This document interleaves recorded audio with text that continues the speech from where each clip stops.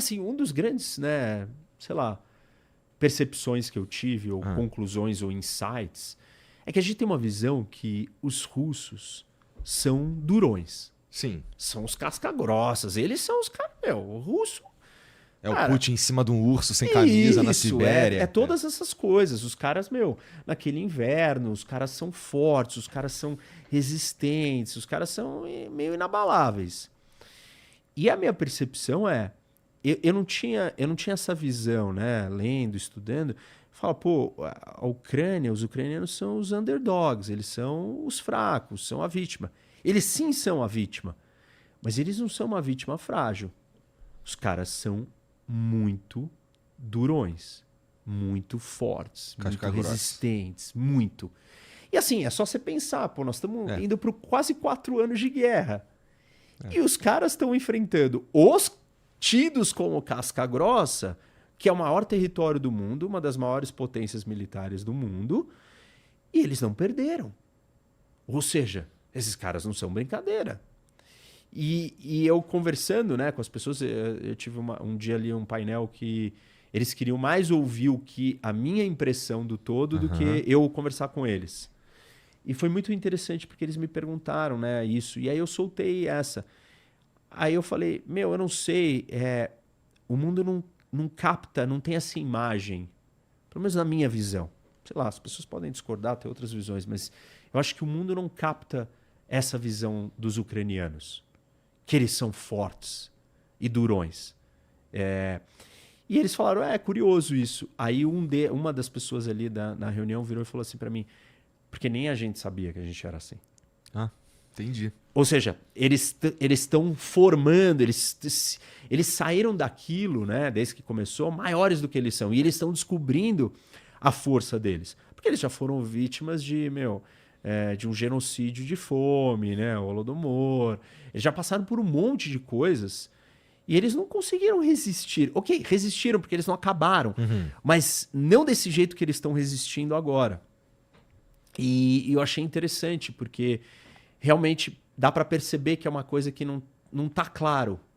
Como que eu me apresento? Quem sou eu? Tipo assim, eles estão mostrando pro mundo, cara, eu sou a vítima, tem um agressor tentando me invadir. Eu tô aqui lutando, eu não vou desistir.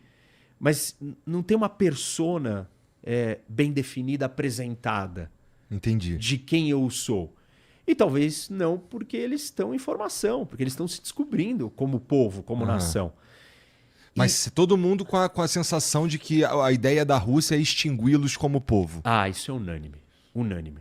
E fica claro, porque os movimentos do Putin, eles denotam isso.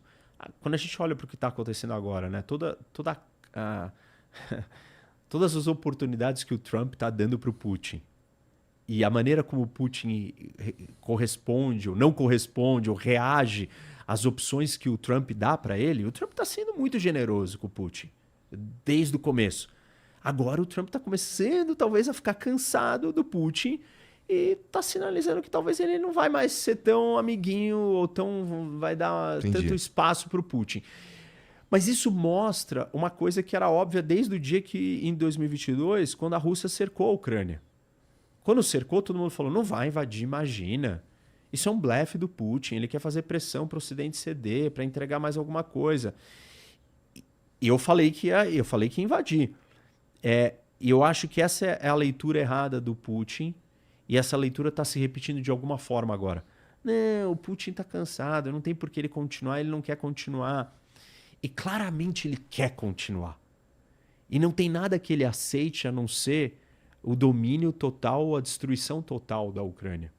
E esse é o objetivo dele. Ou ele ganha, porque ele conquistou, e é uma vitória militar, ele rompe as linhas de defesa ucraniana, ele avança, ele conquista território, ele derruba Kiev, ele conquista o governo, ele domina o país inteiro e ele ganha a guerra, e dominou o território. Ou eu entendo que ele tem um segundo raciocínio, se eu não posso ter, ninguém vai ter. E aí ele vai tentar falir a Ucrânia, arrebentar a Ucrânia, até ela não ser viável posteriormente, mesmo que a guerra não continue ou que ele não continue numa operação ofensiva militar, entendeu? Ele vai ter feito uma grande parcela da população ir embora. Hoje, por volta de 10 milhões de ucranianos saíram do país. Eles saem geralmente para onde? Polônia, o resto da Europa, tem gente nos Estados Unidos, tem gente no mundo inteiro. Tá. Mas, assim, imediatamente saíram para os países do lado. Muita gente fugiu. E eles têm um problema, o maior problema da Ucrânia hoje é mão de obra, né? É soldado, é combatente, é gente para se alistar e para lutar. Porque existe essa discussão filosófica se deve ou não baixar a idade e trazer a nova geração para dentro, e se trouxer a nova geração, acaba o país. Então, assim, eles têm um dilema aí para onde eles vão. Então, se as pessoas continuam indo embora, se as pessoas estão morrendo, e se os outros não podem, economicamente, se as cidades forem totalmente destruídas, não aconteceu isso ainda, né? As grandes cidades estão lá inteiras, mas o Putin tem mirado muito mais nas zonas civis, para quebrar o moral, para fazer o cara desistir, para o cara fugir, para o cara ir embora, para ir desgastando todos esses elementos para chegar talvez num momento que ele virar e falar assim, bom, e aí? Quem vai reconstruir esse negócio? Cadê esse povo? A Ucrânia não seja mais viável como país. Entendi. E aí ele ganha sem ganhar. Mas ele ganha só de sufocar, então. Isso, ele ganha destruindo, não obtendo e conquistando. Porque, inclusive, parte dos territórios que ele está dominando hoje, eles são terra arrasada completamente. E reconstruir isso daí vai ser dureza. Para ele, principalmente. Talvez para a Ucrânia seja menos duro se contar com a ajuda do Ocidente bancando essa reconstrução, que talvez é do interesse deles. E eu diria o seguinte, a Polônia, né, é um dos países que mais cresce na Europa. E é um país europeu diferente, assim, daquele modelo europeu pequenininho, maior, mais largo, mais gente. Não tem a moeda do euro, então ele tem algumas vantagens, então ele cresce demais e tá a economia pujante. A Ucrânia, se ela não tiver em guerra, se ela resolver esse problema, ela é a próxima Polônia. Maior, muito maior, em território e com terras muito mais férteis e com muito mais riqueza. Eu diria que a Ucrânia pode sair dali como um grande país da Europa, se ela resolver o problema.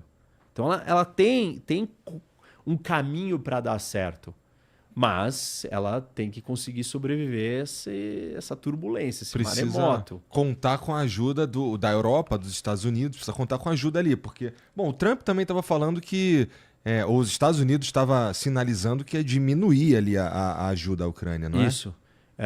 Mas hoje mesmo o Trump já recuou e falou assim, não, eu sei que muitos aqui americanos não concordam, a gente está gastando nosso dinheiro em ajudar a Ucrânia, mas nós temos que reconhecer que eles são corajosos, são brave. E ele está fazendo isso em parte porque ele está cansado do Putin não corresponder às demandas que ele quer acabar com a guerra e falar que ele acabou com a guerra. O que é um objetivo nobre, realmente, mas você precisa combinar literalmente com os russos. E combinar com o Putin não parece fácil. Quanto tempo tu ficou aí no front? Eu fiquei 4 dias. No front 4 dias. 4. Agradece o Sergei, comandante, que liberou a gente gravar os drones. Pedindo aqui. O pessoal da Rússia. Sergei, como que era o sobrenome dele? O comandante do batalhão, Sergei, conseguiu liberar só falta. Tá bom, então, Sergei, obrigado aí pelo apoio, pela poder a gente publicar isso daí, porque é muito interessante as pessoas entenderem o que está acontecendo. Ficamos ali 4 dias e cada dia a gente ia fazer uma coisa. Mas era uma grande paranoia, né? Porque os caras estavam muito preocupados, né? E, levar alguém, né? Imprensa e dar um problema. Então, eles tinham medo deles e tinham medo de alguma coisa dar errado na mão deles. Óbvio. E assim, todas aquelas táticas de evasão. Cara, vai pra cá, aí para aqui. Será que estão seguindo a gente? fica aqui 10 minutos, aí volta tudo pro lugar que a gente tava, aí para de novo ali.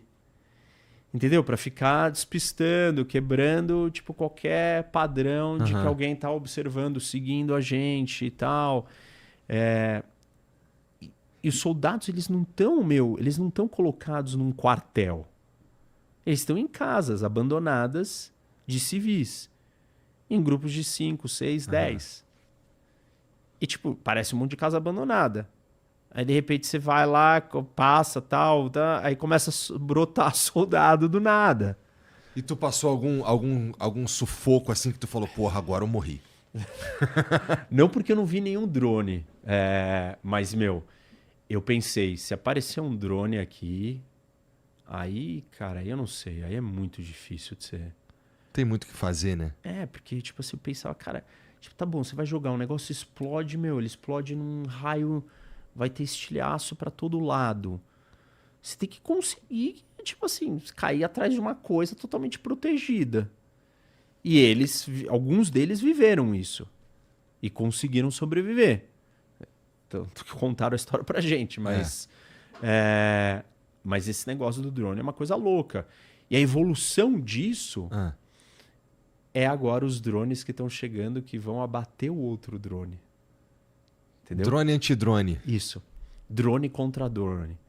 E aí são uns drones que vão conseguir rastrear por inteligência artificial a rota e onde está o outro. E ele vai direto para explodir o outro. Ou seja, vai ser uma guerra nas estrelas de drone dos dois lados. A capacidade de produção de drone da Ucrânia é muito maior que a da Rússia. Nossa, que isso daí é, sei lá, diferente do que o contrário do que eu diria. Os ucranianos criaram uma indústria, é tudo fabricado lá, deles, de drone, assim. Eles fabricam milhões. É o edge deles tecnológico. É o que está segurando eles. Os russos estão acelerando, estão produzindo cada vez mais, mas ainda não alcançaram. A menina de TI, eu perguntei como que você ajuda, tal. Ela falou, a nossa galera de TI, a gente recebe um mapa, um desenho de fabricação de drone, a gente compra impressora 3D e a gente fica fabricando drone em casa. E eu falei, mas quanto você produz? Eu consigo fazer uns 2, mas tem uma amiga minha que, ela tá viciada, ela faz 10 por mês. Tipo, os caras ficam comprando impressora 3D e fazendo drone. Todo mundo e faz eles drone. recebem o desenho do governo para fabricar o drone. Entendi. E tem umas outras coisas, assim, umas inovações muito loucas, assim, sociais, até a serem estudadas no futuro, de instituições que estão nascendo democráticas dentro de um país em guerra. Eu conversei com uma ONG que a função dela é comprar arma. Se pensar que uma organização de sociedade civil, o objetivo dela é comprar arma, é uma coisa totalmente contraditória à essência do que é uma organização de sociedade civil, uma ONG. E ela está fazendo isso há muito tempo. Então ela diz, olha, eu estou fazendo isso mais tempo do que o número de generais que mudaram comandando as forças ucranianas. Então a gente tem uma expertise, um know-how e um respeito das instituições. E um respeito da população que sabe que se for doar o dinheiro para comprar uma arma para o parente ou para o filho ou para alguém que está lá no fronte, esse dinheiro pode ser roubado, pode não chegar, vai demorar sei lá quantos meses, a burocracia. E que com eles, não, eles conseguem comprar e conseguem entregar o armamento. Então, é uma inovação do ponto de vista de democracia, você delegar uma função que em qualquer estado é sempre do Estado, que é a compra e fornecimento de armas para as Forças Armadas, sendo feita por uma organização da sociedade civil, com tudo transparente, todas as doações e todo mundo doa. Você vai doar dinheiro para quê? Você fala, cara, eu vou doar dinheiro para a gente conseguir ganhar essa guerra. Então, eles doam dinheiro para comprar equipamento para os soldados do fronte. Entendi. E o próprio governo, às vezes, contacta a ONG e fala, eu tenho uma emergência. eu perdi ali um território da Rússia, né? E aí a ofensiva russa para Sumi estava chegando perto da Ucrânia. E aí eles precisavam de uns equipamentos rápidos de quadriciclos. O governo ia demorar muito tempo para conseguir fazer a licitação e tal, e ter o negócio. O governo contactou a ONG e falou, pô, compra pra gente, a gente precisa disso com urgência. Aí falou, em 3 dias a gente tinha comprado tudo e entregue no front. Então tem umas coisas assim muito loucas. Nunca tinha escutado de nada Também, parecido. nada. E eu falei, isso é um case para ser estudado de formação. Democracia é formada por participação da sociedade civil. Uhum. Participação da sociedade civil na compra de armas para uma guerra... Essa é a primeira vez. É um negócio diferente. E assim, e tem várias outras coisas que ficaram claras. Os ucranianos unidos, as divisões internas, assim, elas são praticamente inexistentes. Elas existem, mas isso não é a prioridade maior. Eu não estou focado em brigar por isso. Uhum. A gente tem algo maior. Então, um país que tinha uma divisão linguística, de alinhamento político, metade da Ucrânia queria estar com a Rússia, outra metade queria estar com o Ocidente. Isso morreu. Rapidamente, a guerra está formatando o surgimento de uma democracia. Os caras estão em guerra e são uma democracia. Instituições diferentes, uma unidade nacional, uma identidade nacional super forte e sólida. Então, tem coisas ali que são consequências que são interessantes do ponto de vista para a gente entender, né, a formação de uma nação e tal, que são surpreendentes. Interessante. E você que tá assistindo esse vídeo aqui no Talk Flow, dá pra você virar membro, cara, do Flow agora. É um botãozinho do lado do botão de se inscrever. A gente faz um programa semanal só pros membros. Olha. Então fique esperto aí. Se quiser virar membro, tá bem aqui do lado, é mó merreca, custa menos de R$8, irmão.